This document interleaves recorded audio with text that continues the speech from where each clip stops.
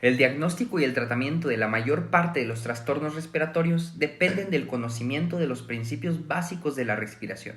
Algunas enfermedades respiratorias se deben a una ventilación inadecuada y otras a alteraciones de la difusión a través de la membrana pulmonar o a un transporte sanguíneo de gases anormal entre los pulmones y los tejidos.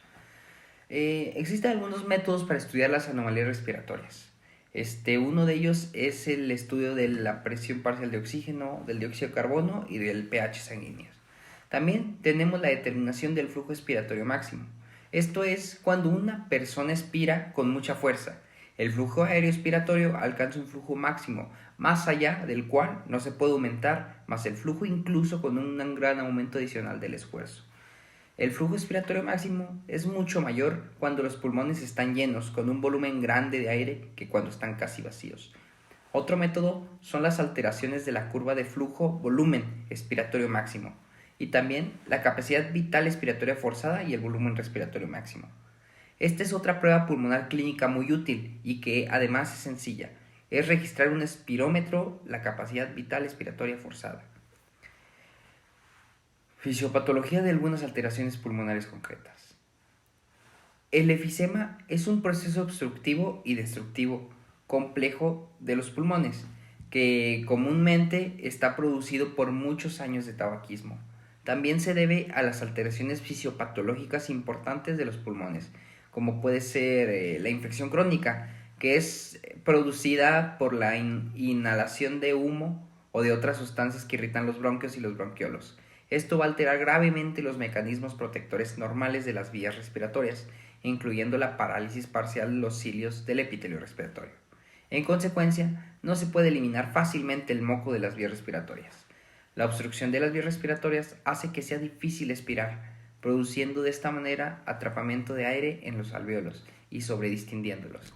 Esto, combinado con la infección pulmonar, produce una destrucción marcada de hasta el 50-80% de los tabiques alveolares. Los efectos del efisema crónico pueden ser que las vías respiratorias desarrollen un tipo de resistencia, o también la marcada pérdida de los tabiques alveolares va a disminuir la capacidad de difusión del pulmón, lo que reduce la capacidad de los pulmones de oxigenar la sangre y de eliminar el dióxido de carbono. También puede ocasionar una ventilación desperdiciada a causa de que el proceso obstructivo, que con frecuencia es mucho peor que algunas partes de los pulmones que en otras. Y puede generar también una hipertensión pulmonar a causa de la pérdida de grandes partes de los tabiques alveolares, que va a reducir el número de capilares pulmonares a través de los cuales puede pasar la sangre. En consecuencia, la frecuencia aumenta mucho la resistencia vascular pulmonar, produciendo una hipertensión pulmonar. Muy bien, ahora les voy a hablar sobre la neumonía. Esta es cualquier enfermedad inflamatoria del pulmón en la que algunos o todos los alvéolos están llenos de líquido y células sanguíneas. En la neumonía, las funciones del intercambio gaseoso de los pulmones disminuyen. Un tipo frecuente de neumonía es la neumonía bacteriana, producida la mayor parte de las veces por los neumococos. Esta enfermedad comienza con una infección en los alvéolos.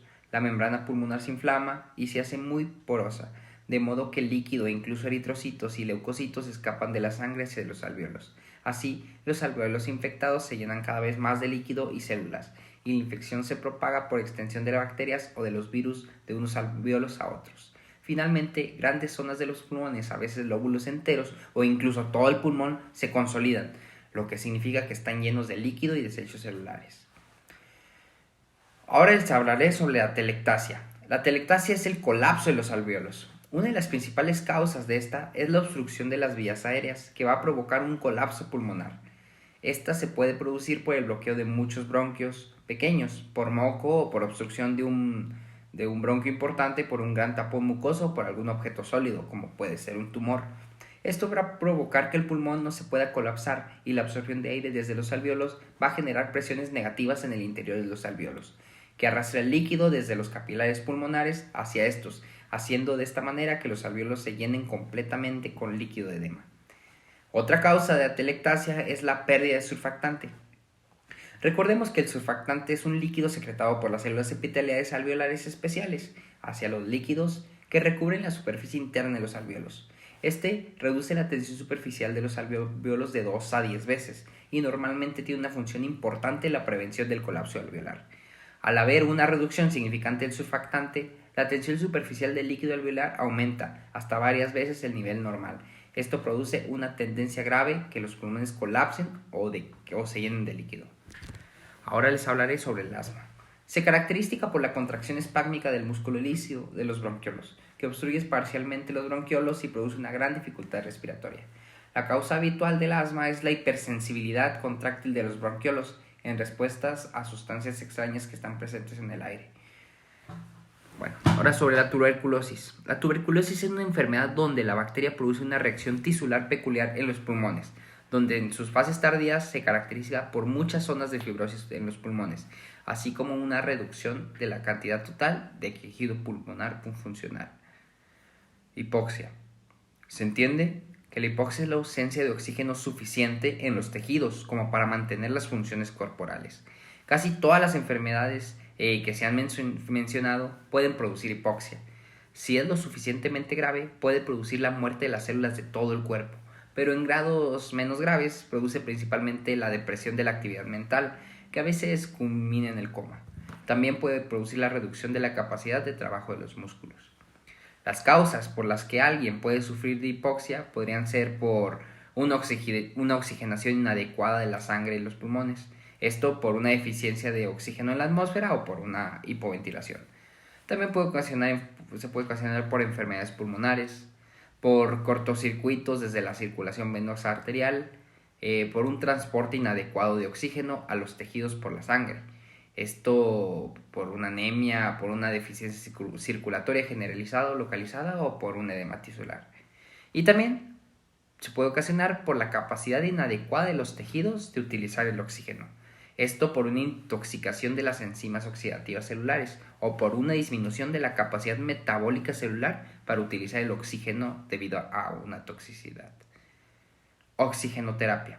En algunas ocasiones se puede recurrir a la oxigenoterapia para tratar ciertos tipos de hipoxia. Por ejemplo, en la hipoxia atmosférica, la oxigenoterapia puede corregir completamente la disminución de la concentración de oxígeno en el cuerpo. También se puede corregir la hipoxia por hipoventilación o en la hipoxia producida por la alteración de la difusión de membrana alveolar. Cianosis. Su causa son cantidades excesivas de hemoglobina desoxigenada en los vasos sanguíneos de la piel, especialmente en los capilares. Esta hemoglobina desoxigenada tiene un color azul oscuro púrpura, intenso que se transmite a través de la piel. Disnea. Disnea significa angustia mental, asociada a la imposibilidad de ventilar lo suficiente para satisfacer la necesidad de aire. Hipercapnia.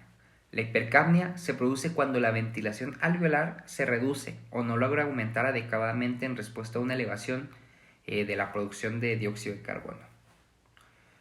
Ahora les hablaré sobre la respiración artificial. Puede ser a través de ventiladores. Existen muchos tipos de ventiladores, cada uno de los cuales tiene sus propias características de funcionamiento. Estos no son otra cosa que una máquina que realiza la ventilación pulmonar por nosotros o ayuda a realizarla en pacientes que están sufriendo insuficiencia respiratoria aguda, que se encuentran en estado comatoso o bajo sedación. Este aparato impulsa el aire a través de la máscara o del tubo endotraqueal hacia los pulmones del paciente durante el ciclo de presión positiva del ventilador y después habitualmente permite que el aire fluya pasivamente desde los pulmones durante el resto del ciclo. También tenemos el respirador de tanque.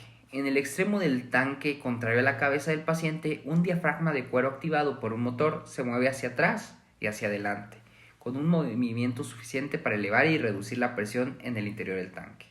Cuando el diafragma de cuero se mueve hacia adentro, se genera una presión positiva alrededor del cuerpo y se produce la expiración. Cuando el diafragma se mueve hacia afuera, la presión negativa produce la inspiración. Hay que considerar que ambos aparatos provocan cierta presión. En consecuencia, la utilización de presiones excesivas con el ventilador o con el respirador de tanque pueden reducir el gasto cardíaco, a veces hasta niveles mortales.